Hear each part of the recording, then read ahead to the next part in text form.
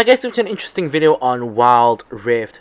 So today we're back with another supplementary guide for Varus. So last time we already covered the Edge of Night Varus, but that was building Edge of Night as your second last item. This time I'm going to go through building it as your second item and when exactly you should do it. Now before we get into that, I am aware that I'm releasing this video like a few hours before patch 3.0 drops, and we will be doing the patch 3.0 patch review a little bit later on today. However, I really thought I had a good gameplay for Varus, and I really wanted to explain going Edge of Night second since we didn't actually do a video covering that, so hopefully not too much changes, although personally I do expect Edge of Night to receive a nerf in patch 3.0, and I also somewhat expect Varus himself to get a nerf because he has been like a very good ADC for a very long time, and he hasn't really gotten any nerfs. Probably his ult cooldown will be nerfed is my guess. But anyways, obviously this is being recorded before patch 3.0 and released before it as well. So we'll have to see in a couple of hours time. Anyways, let's just quickly get into the build. Now, I'm not going to spend too much time on this because we already have done some complete guides for Varus, so you guys can look at that if you guys want to know why we built what we built, etc. But first off, we go for the mana immune, of course, because we need to start charging it up and to get it to evolve to the mirror mana as fast as possible, so we still go for mana immune first. Now, for our second item, obviously, as you guys can see, we go for the Edge of Night. Now, we only go for Edge of Night if we need to in the match, because objectively speaking, Edge of Night isn't really the best early item for Varus because it gives you less damage or utility than a Youmuu's Ghostblade or a Duskblade of Drakthar, something like that. When I say less utility, I mean that like Youmuu's movement speed is probably more useful than Edge of Night Shield, unless Edge of Night Shield is more useful, which is why you build it second. So basically, you don't build it if you are into a heavy poke comp, like if there is a Ziggs, if there is a Jace. Building Edge of Night second is just a waste of time because it can be very easily removed by them. However, if you're up against a like generally melee team or nobody who can remove Edge of Night easily, like you'll see in the gameplay later, I will explain it. Then going for Edge of Night second is actually a very good pickup because no one can break your shield easily and it gives you a lot of extra protection. Afterwards, of course, we go for the Serala's Grudge, and then in this build, instead of going for GA last, I actually normally go for GA second last because lethality generally is a lot better earlier into the game, and building like a lethality item before GA just doesn't really feel very good to me. Of course, if that item is Edge of Night, like how we do in the normal Varus build, that's fine because Edge of Night also gives you safety in addition to the damage, but I don't really feel good about building Duskblade before GA, so I go for GA first, and you'll see in the gameplay later it does save my life, so it was a good decision. And then lastly, I go for Duskblade. Now, just something to go over really quickly, why don't we build Youmuu's Ghostblade? Now, I did mention in my complete guide that I always like to build Youmuu's Ghostblade because of the movement speed, but honestly, by the time you reach this late in the game, if you even reach your last item, which you don't majority of games, honestly, by this point, you have already gone like 25 minutes into the game without the Youmuu's movement speed anyway. Might as well just go for the Duskblade for the more armor penetration and the more AD anyway. So that's why I go for Duskblade as my last item. So that is the build as shown. For the enchant, obviously, we can talk about protobelt, we can talk about stasis or QSS depending on the game. Now, I go for protobelt in the game later, and we'll explain it in the gameplay. But for the runes, obviously, we go for Airy for the poke, champion because Varus doesn't really die that much since he has a lot of range, bone plating for kind of the same reasons, anti-burst, and I don't actually like taking 100 Titan on Varus because bone plating is very hard to prop for people because you're very far away, and it really helps you with the anti-burst. Normally, if you get CC'd anyway, 100 Titan not going to help you too much. You're probably dead anyways. Of course, we go for Sweet Tooth, and spells as usual, it's either heal or barrier together with flash. Now we can quickly jump into the gameplay. Alrighty, so here we are with the gameplay, and as you guys can probably tell from going through the build relatively quickly, I am semi in a hurry because our last two videos have been like nearly 40 minutes, the kill and the Senna ones, and I really, honestly, I don't like releasing very long videos because personally, like watching a long video sometimes can be a mouthful, so I don't like releasing too long videos, but obviously sometimes it is necessary because I want to be able to give good quality videos where I explain everything in depth and make sure you guys understand why we're doing what we're doing. So that's why I always release not always, but sometimes I release longer videos because I think that it's necessary. Try to keep them as short as possible, but you know, what needs explaining needs explaining. So, now we can quickly get into the game and we can explain why exactly we go for the protobelt. Now, first up in this, not protobelt, why we go for the Edge of Night second. So in this lane matchup, honestly, it's a pretty nice lane matchup where we're up against a Vayne and a Thresh. So if we play Varus at range, we have a low chance of getting hooked or flayed by the Thresh, and also Vayne has very low range, so Vayne can't really do anything to us. Anything to us. Don't know what was that. But so we have a pretty good lane matchup. And now I'm gonna explain exactly why we go for the Edge of Night. So Edge of Night, basically, it's very hard to get proc by Vayne because, as we just discussed, Vayne has no range. It's very hard to get proc by Thresh because Thresh is basically melee, and when you get proc by Thresh, you'll be avoiding a hook or a flay, which is something you want your Edge of Night to absorb anyway, so it's really good against the bot lane. Obviously, now when we talk about the mid lane, talk about Diana. Now, if you're 1v1 against Diana, you will probably immune her Q to prevent her from being able to reset her E on you. So it's not so bad, and if she gets fed, her Q does a lot of damage anyways, not the worst to immune. Comes to Kha'Zix. Kha'Zix obviously is melee, so he's gonna walk up to you and you're gonna immune his Q, which of course is a ton of damage, or he's gonna jump on you and you're gonna immune his jump, which after he gets Seralda's Grudge, immuning his jump actually isn't really too bad because you at least don't get slowed, you can flash away, protobelt away, etc. So it really is not the best against Kha'Zix, so you normally immune his jump instead of his Q, but immuning his jump can also be very useful, as we have just covered. And lastly, Wukong. Generally, if you play Varus correctly, Wukong wouldn't be engaging with his E onto you, so you would be in the back line and his E would be engaged into the front line, like probably in this case the Pantheon or the Tryndamere, maybe even the Annie if she gets too close because of her low range, but it wouldn't be you, unless you're playing Varus wrong, of course. So you will not be immuning his E. Instead, you'll be immuning Wukong's ult, which, as we know, is his main CC. Actually, is his only CC, and the main point of picking Wukong is his ult. So you're gonna more or less be able to immune Wukong's ult, Thresh's Q, Thresh's E, which is 3 huge tools already. And same goes for the Diana with what I said with the Wukong. If we're in a team fight, the Diana most likely won't be able to engage on you. And if you're far enough back, you wouldn't even get hit by her Q. So possibly you could have Diana Q the Tryndamere, jump in on the Tryndamere and ult, and you get caught in the ult. So you will immune the ult. So possibly you can immune Wukong ult, Diana ult, Thresh hook, and Thresh flay. So that is a lot of good stuff that you can immune basically. So of course nothing useful to really immune on Vayne. Maybe the condemn, but a good Vayne, if she sees your Edge of Night, is that wouldn't condemn you anyway. So not really the point there. And we've already covered Kha'Zix just now. Speaking of which, he comes in for a lane gang actually, because we were a little bit aggressive, but Nami unfortunately pays the price for it. I try to trade the kill with my ult as well as my empowered Q, but it doesn't really work out. Obviously I can't 1v3, so unfortunately the enemy team does get a kill onto the Nami. But yeah, so we covered quite a bit on why we go for Edge of Night second, and I feel like that is really the meat of this video, which is why we go for Edge of Night second, because we have already covered Varus in a complete guide, in an updated complete guide, in a supplementary guide. We've covered Varus quite a bit because obviously Varus is a very strong champion at the moment, one of the top ADCs. Some people do believe he is the top ADC. I personally think the top ADC is Lucian, but yeah, Varus may be second or maybe third. We will, of course, be coming up with a brand new tier list when we get to patch 3.0. Of course, we gotta update the tier list back from when we got to 2.6. So you guys can look forward to that. And I do think the tier list will be shaked up a lot in patch 3.0. We'll cover that, of course, in the tier list video itself.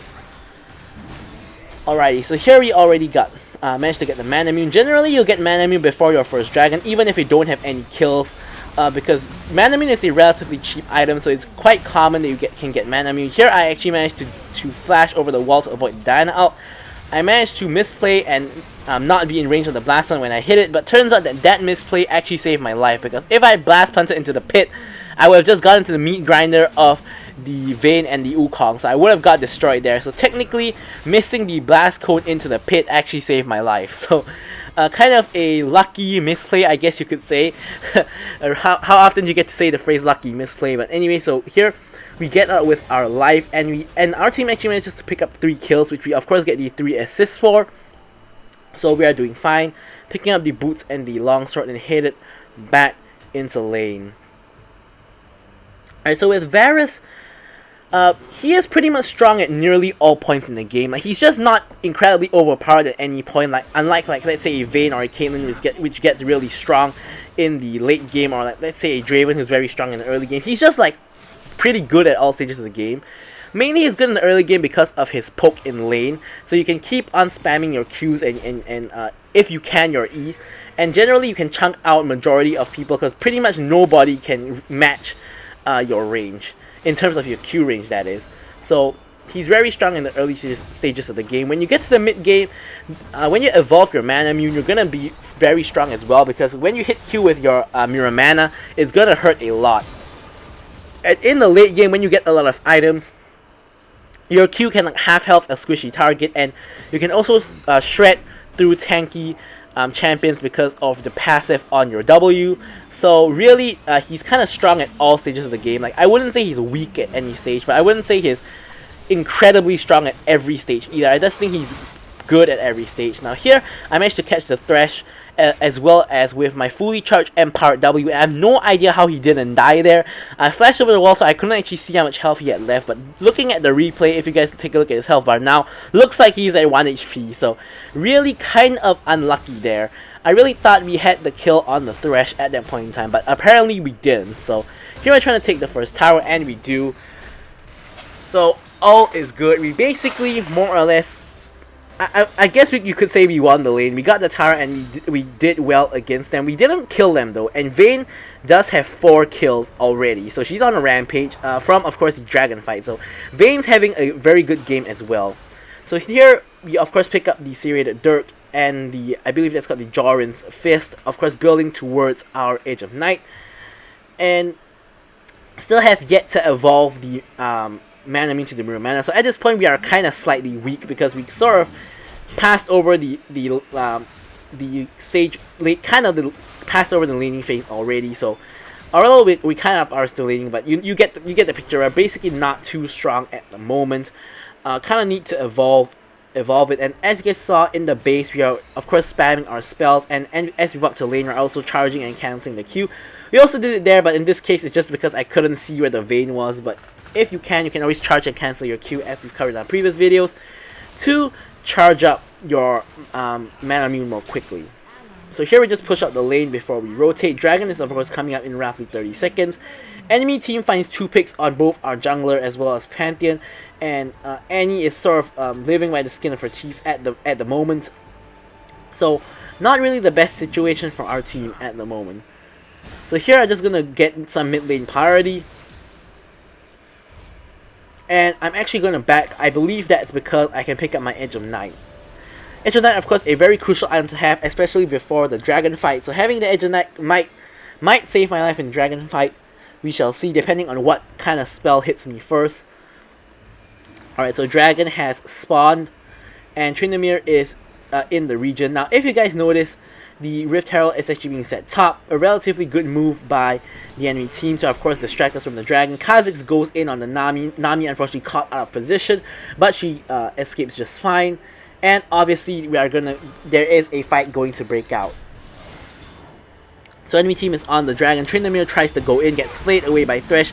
Enemy TP comes through, and the Kha'Zix secures the dragon. I do actually hit my ult, but doesn't really spread. Here I'm in a 1v1 versus the Wukong. Obviously, Varus does not win 1v1 against the Wukong. He goes over aggressive and takes 2 tower shots and nearly dies to me because of that. I pick up the fruit, and Pantheon cleans up the kill. So as usual, we are getting all those assists. We are 0, 0, and 7 at the moment with them 7 assists.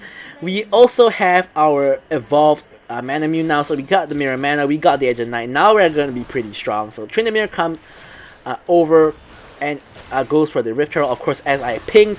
But a common mistake for junglers, if you're going for Rift Herald, is to come by the back. Because if you hit the Blast Plant and hit the Herald in the back, he will charge towards the wall, and it's really hard to hit the eye. So normally the best way to do it is to come in through the actual pit, the actual gap in the pit where I was coming from, and hit it in the front so that it's easier to hit him in the eye. But anyways, I do manage to actually hit him in the eye because he did turn for his the Rift Herald's like auto attack, I guess you could say.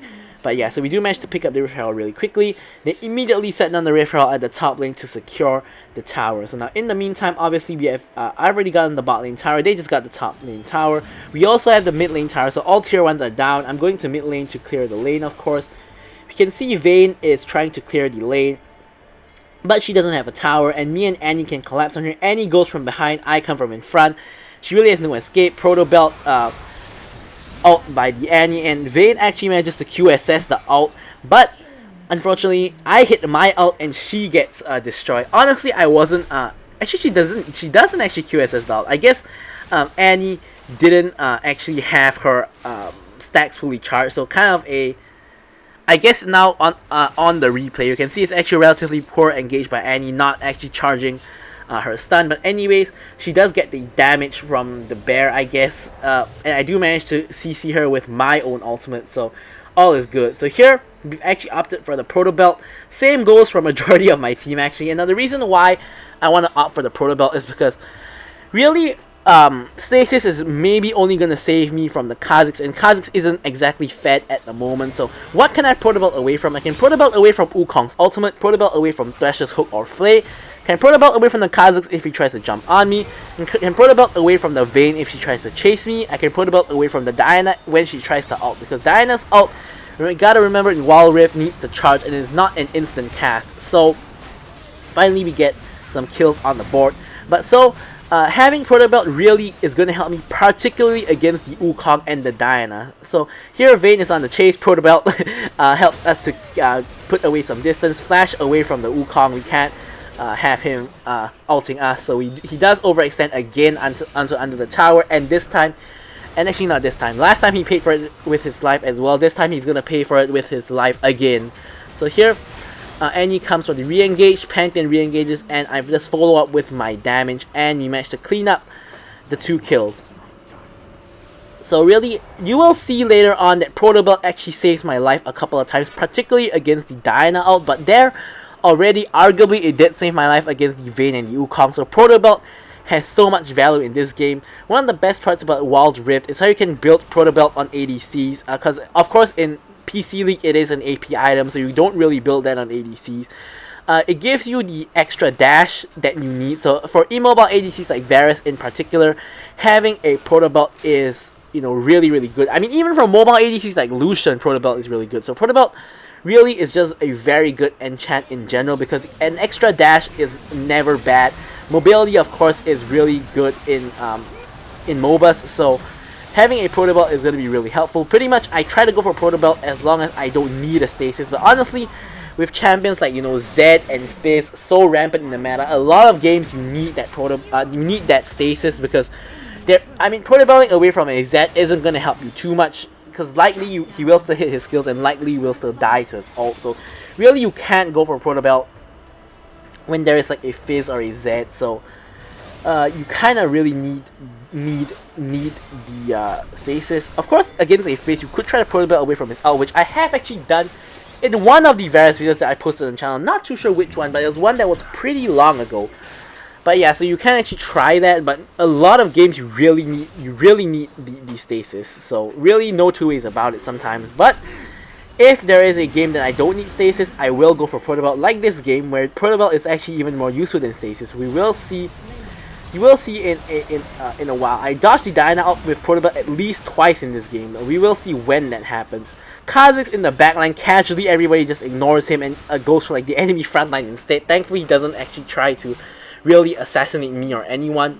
Here my team is of course really strong at this point in time.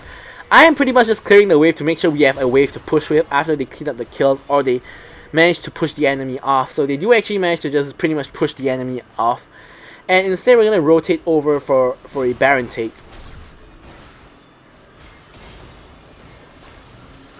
Right, so Varus not the fastest objective taker, of course. He's a little bit more burst than DPS, or a little bit more poke kind of champion. But anyways, we're just going to take the Baron without any issues. Diana comes in here with her ult. Of course, I'm focusing on securing the Barons. I'm not too concerned about escaping her ult, because honestly, there are 4 of us. there. At worst case scenario, she kills one and we trade, but honestly, 1v4 on the Diana, not really the best look for her, and she just dies. So here we of course have our Mirror Mana, we have our Edge of Night, and we have our Serraldo's Grudge as well. So here, as I mentioned, I like to opt for a bit of an earlier GA. Generally, GA is only your last item on majority of ADCs, but I decide to go for early GA on Varus. You can do that on other ADCs as well. I do it sometimes on Kai'Sa especially as well, especially if I'm trying to dive backline consistently. I do try to do that. So here, I'm just going to clear out the wave so we can try to get a push down in mid. 3 members of the enemy team are dead, and Kha'Zix and Thresh cannot really clear minions because they don't actually have range. Diana of course can, and she just revives. So here we're going to actually secure the mid lane tower. And we're going to try to get Diana. So here, as you guys can see, protobelt out of the Diana ult. That is what I'm referring to. You can really escape the Diana ult relatively easily with protobelt as long as you can react in time. Of course, could argue that stasis in the Diana ult is a little bit more easier to react because you can just smack the stasis button, whereas protobelt you have to aim.